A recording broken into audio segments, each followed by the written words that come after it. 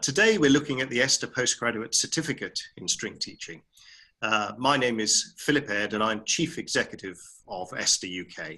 And joining me tonight are Course Leader Richard Crozier and Deputy Course Leader Professor Laura Ritchie. So firstly, Richard, would you like to say hello and introduce yourself? Yes, thank you, Phil. It's Richard Crozier here, and it's my great pleasure to be course leader for this new and exciting course. My background is in instrumental teaching, also working as a schools inspector, running professional development courses at ABRSM, and doing a little bit of playing here and there. I should also be absolutely upfront and say I'm not a string player, but my background in music education, I think, and I hope, carries me through this. Thank you. Gosh, well, thank you, Richard. Laura, would you like to introduce yourself? Because I believe you are a string player. Hi, yes, I'm Laura, and I am a string player. I'm a cellist, and I trained both in America and in London, in this country, and I've been teaching at the University of Chichester for 20 years, where I've helped develop and developed the pedagogy classes and degrees, so all the degrees that have to do with teaching and the Masters in Performance, and gone through with their performance curriculum. And this has been a very exciting development and partnership for the university, and a really exciting development for string teachers. Great, thanks, Laura. Okay, so let's begin by asking Richard if you can talk about the development of the course. Thank you. Yes, ESTA's got a long history of providing professional development sessions for string teachers, lots of different shapes and sizes, not just of string teachers, but of professional development courses. So one-day events, twilight events, local meetings, and so on. And it was about 18 months ago that I was approached by ESTA to work with Laura to put together a course that would be rather more substantial than the work that had been done before. And what we've come up with is what is to us a very exciting offer of a course at level 7, that's master's level, that works as a professional development course specifically for string teachers, focusing on their needs. And I think that's quite a rarity.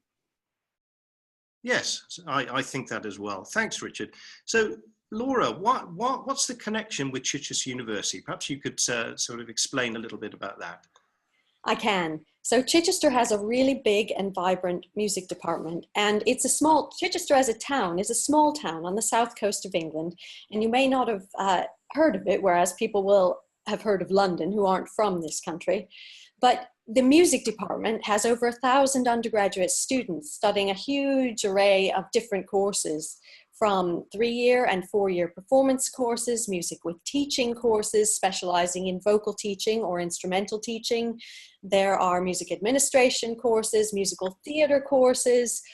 There's a lot of different things going on. And it has a rich and diverse offering, and ESTA has had its summer school there already. And the university is also keen to develop the distance learning and blended learning approach. So this seemed like a really good fit. Thanks, Laura. And I must say, a week in Chichester is rather a delightful way of spending time in the summer. As you say, it's on the south coast, so the sun tends to shine a little more often than it does anywhere else in the UK. So that's good. Richard, would you like to outline exactly what the course covers? And perhaps anticipating some of the questions, or one of the questions that might come in, the expected sort of time commitment from students. Sure, I know that's very, very important for people to understand that.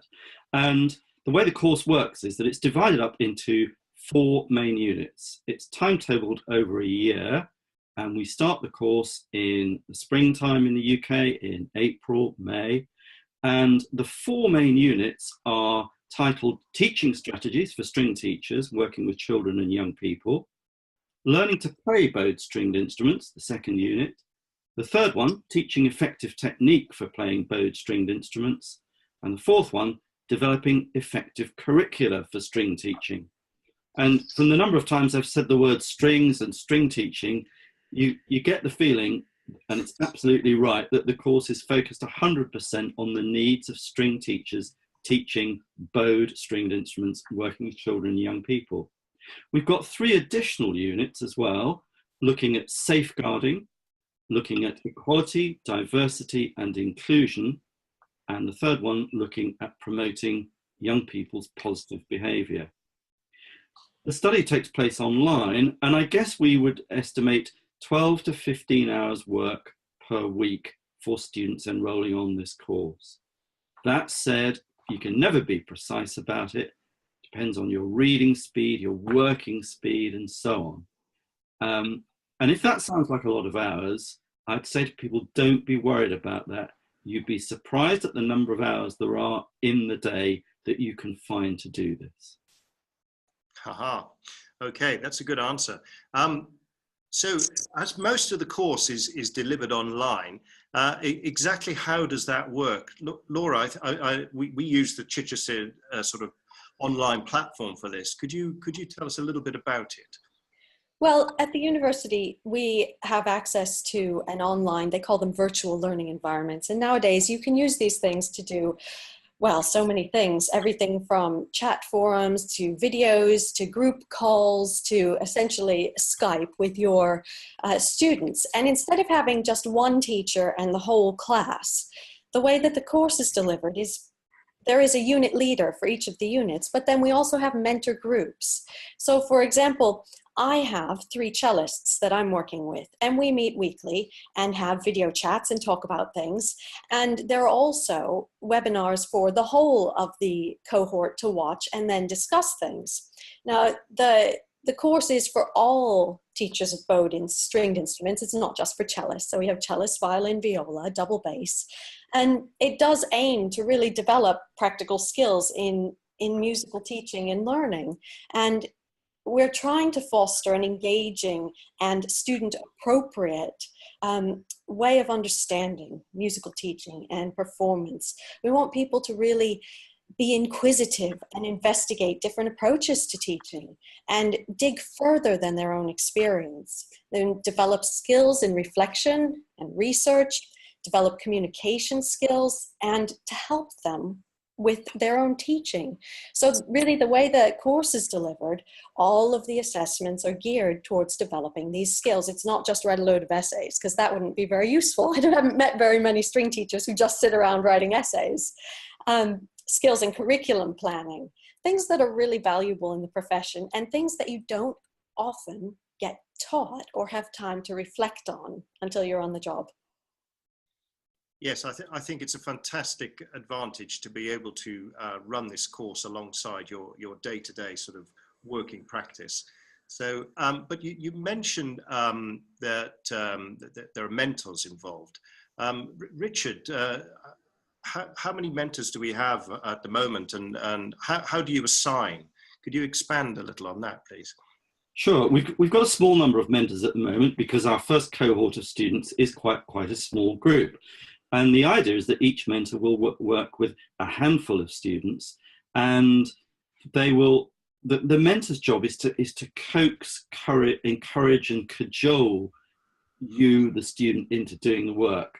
And there will be times when they need to push you forward a little bit because you're not going quite as fast as you need to. And there'll be other times when they need to say to you, just slow down a little bit. You know, you're trying to do too much. So your mentor's job is to balance the work. They're a kind of critical friend, the sort of person you trust to take a look at you and say, yeah, I wouldn't go out dressed like that if I were you, in the same way that they'll do that about your work. And it's a really friendly, supportive environment.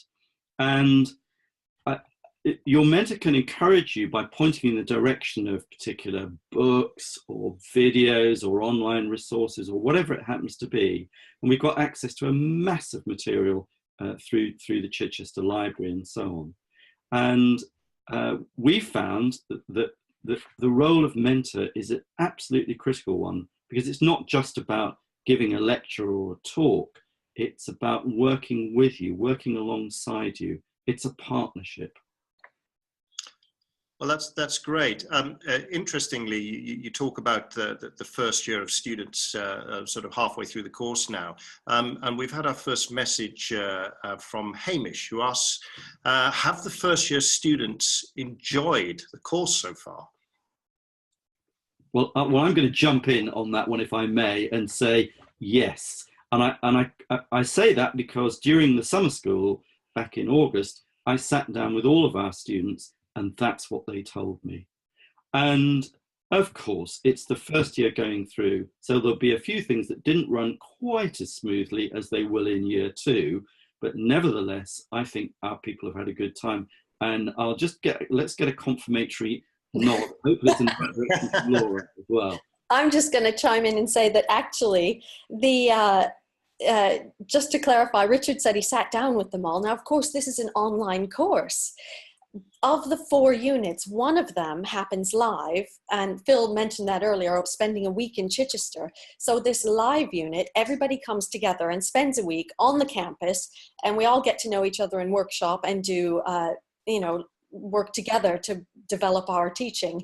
And so Richard took that opportunity as course leader to have one-on-one discussions with everybody on the course, so that they could independently, because he's not teaching anything on the course, he's the leader, they could tell him straight up what they like and what they don't like. And it is a nice thing to hear that they've said good stuff so far.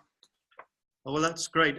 Interestingly, Sandeep has just written in to ask whether it's possible to change your mentor if it's not the right one for you. Laura, what would you say to that? Well, I don't know. It hasn't happened yet. I'm sure, absolutely. If you're not paired up with the right person for some reason, then yes.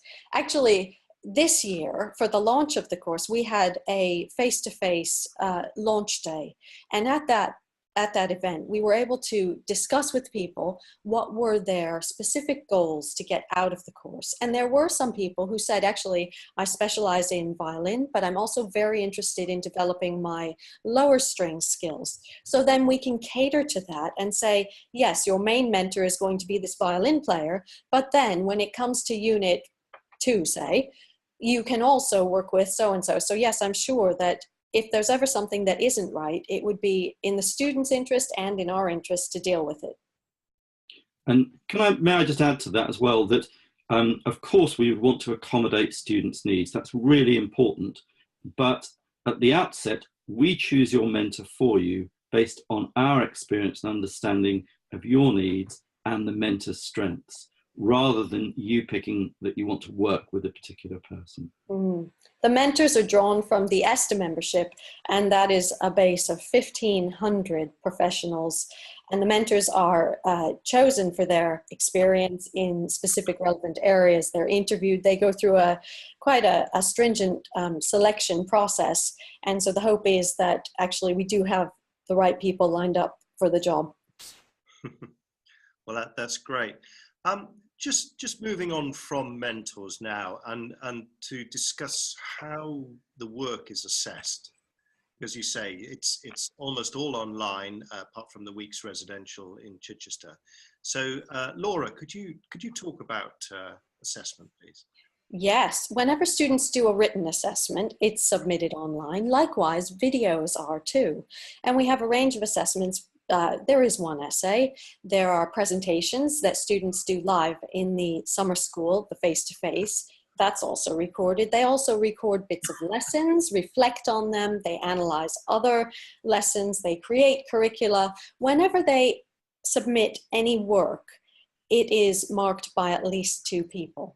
So they have 2 people separately looking at it, giving grades, and the course is graded in letter grades from A for a distinction down to a fail, and we hope that doesn't happen. The top 2 grades, A and B, being a merit and a distinction. People don't get number percentages, but then it's marked by 2 people, so they know that actually they are 2 mentors, and the unit leader and the deputy unit leader. And so that's quite good. And then it's moderated by both Richard. There's a liaison tutor at the university who looks at assessments, and we also have an external examiner who is making sure that the course meets national standards for a postgraduate certificate at level 7. Thanks, Laura. I've got to say, personally, I would feel a little nervous at handing in written work, having not done so for many decades. So what help is there for me? Because it literally would be 20 years since I last put pen to paper in that manner. For all of the assessments, especially the first one, they're practices. I'll let Richard talk about that. I think it's absolutely natural that people feel nervous. Going back to being a student, and it could be 5, 10, 20, 30 years since they were last a student. Experience tells us that there isn't anything to be fearful of. If you're experienced as a teacher, you know what you're doing, and you talk about teaching quite a lot when you're doing it. You talk with your colleagues about teaching, and all we're doing is getting that talk essentially put onto paper at certain points. Your mentor's there to help you, and your mentor can have a look at a first draft of work to make sure that you're on the right lines and so on. And again, I can say absolutely categorically from the students that we have on the course now, I think most of them were pretty nervous to begin with. And as soon as they start to hand in some work, get some feedback, they feel reassured and comforted that it's within their grasp to do it. Plus, we're making sure at the interview stage, we interview every student before they're accepted onto the course, that we feel comfortable that they'll be able to do well. And it's been proven right so far. Thanks, Richard. We just had a message in from Joanne, a Facebook post, asking when we're looking at content, are we covering other aspects of teaching like Feldenkrais, Alexander technique, assisted technologies, etc., she says. Yes, is the answer. It's important to remember that this postgraduate certificate isn't going to go into massive detail on every possible form of string teaching there is. It can't do that because there isn't enough time. But what we can do is make sure that all teachers enrolling on this course become aware of all the opportunities that there are to approach their work in different ways. And sure as eggs, you get a jolly good exchange of ideas amongst all the students.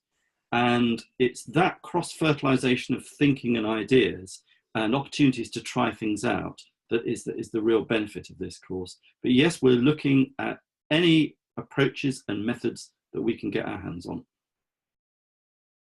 Thanks, Richard. We've just had another message in asking how much is the course and is there a discount? Well, I can talk about discounts. Richard, do you just want to outline what we're charging folk? I hope I get my numbers right because numbers are my absolute weakest point. So the course fee is essentially £3,000 sterling, and that covers all the tuition fees, all the assessment, the process of providing you with a certificate at the end of the course, and includes your stay at the summer school. So you only have to get yourself there. That cost is down to you. But once you're at the summer school, your board and lodge is included in that fee. So that's the total fee. And now Phil can actually do the good news bit about the discounts. Yes, we all love a discount. So if you decide to apply for the course and book before the end of October, we will give you a £150 discount off the price of the course. So I think that's worth pursuing. Also, if you have a look at the course website, which you can access via estastrings.org.uk, there's a very useful funding wizard tool, which can obviously provide you with the necessary information of the various trusts and bodies that might be able to help you fund your fee. ESTA members can also apply to our bursary funds as well for assistance. It's worth noting that I think of the 14 students currently in position this year, I think 9 of them also had funding from their school or music authority. So it's also worth approaching those as well. Can I just say, to add to that, never be afraid of asking for money.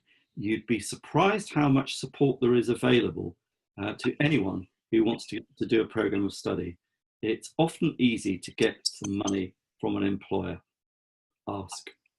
And this is a fantastic opportunity for professional development that looks good for the employers, as well as is a very, very personally valuable tool and asset experience for you as the student.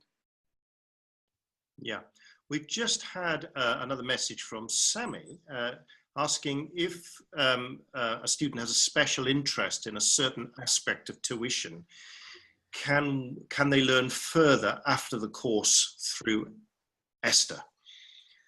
Well, I'd better answer that, I suppose.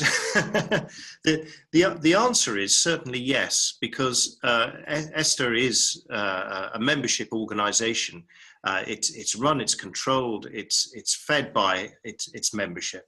So if you have a burning passion for one aspect of teaching, then certainly use our platform and our resources, and we will try and help you in pursuit of that knowledge.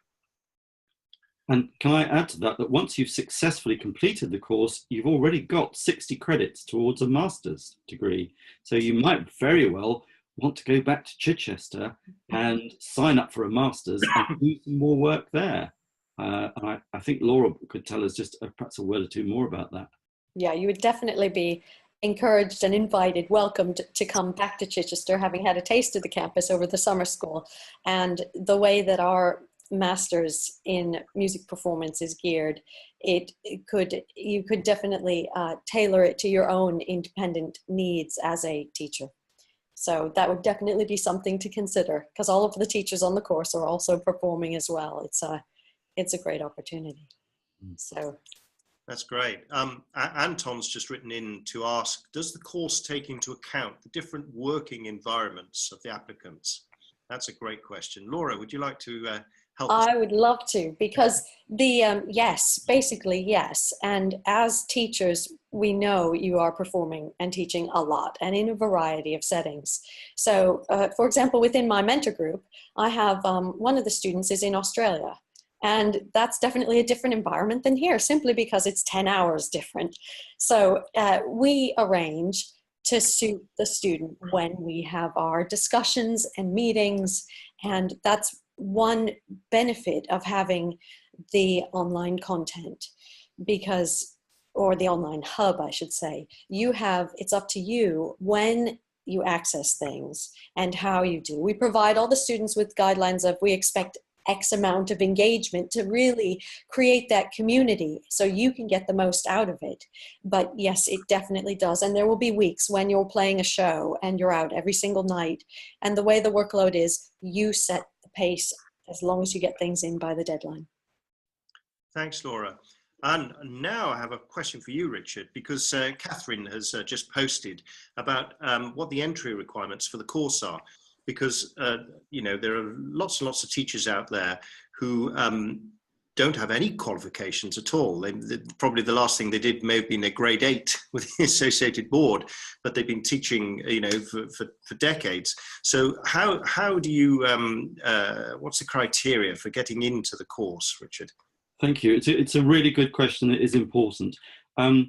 It's a postgraduate course. So the ideal is that people enroll on the course having already got an undergraduate degree. So if they had a BA in music or a BMUS, that's absolutely perfect, and we welcome them. But of course, as you say, Phil, a lot of people, maybe it's a grade 8 and a lot of experience and maybe tons of playing as well. So we can certainly make arrangements to accept people with appropriate prior experience. And that's something that we obviously have to check out through the application form and through the Skype interview that we do with people. It certainly works well, and no one should feel that they're going to be excluded from the course simply because they haven't got a degree. It's very possible to enroll. So I can see we're looking at experience as well as sort of formal qualifications. Where are we pitching the performance level? And that's a really tricky question. Thanks, Phil. I love it when you ask me questions like that. I could go on for several hours here about the issue that we have in music is that we often measure performance through grades and diplomas, but we also know very well that people that have a particular grade or a particular diploma perhaps don't actually always play at a level commensurate with that. So it may be that whatever grade or diploma it was, the day they passed that or got that particular qualification was the peak of their playing life, and they've been on a downhill ski slope ever since then. So the last thing I want to do is to put a grade or anything on it, but you'll press me, so I will do, and say a bare minimum would be a grade 8. But what we're looking for, crucially, is that they have the playing ability and experience to teach the music that they're teaching. So if somebody's got a grade 8, but they're teaching the most ferociously difficult concerto material, I think I'd be asking some questions, because I think we believe that for teachers to demonstrate is really important. And if they may not be able to perform a complete concerto, but they would need to be able to play any fragments from it in the context of their teaching, if that's what they're doing. So that's a slightly convoluted answer. I hope it made sense. Yeah. I think that's a great answer to a difficult question. Apologies, Richard. I think we'll go to our final question, and it's from Josh, who's written in to ask, how much teaching does he actually have to do to get on the course? Shall I take that one? Please, sorry. No, that's all right.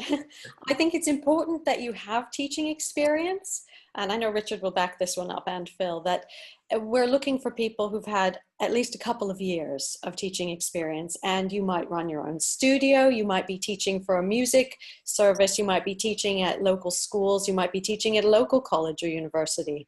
So the type of students and exactly how many, that's going to vary from person to person. But if you've never taught, it might be not quite the course for you. But if you've done a bit of teaching, actually, hopefully you'll be thinking about it.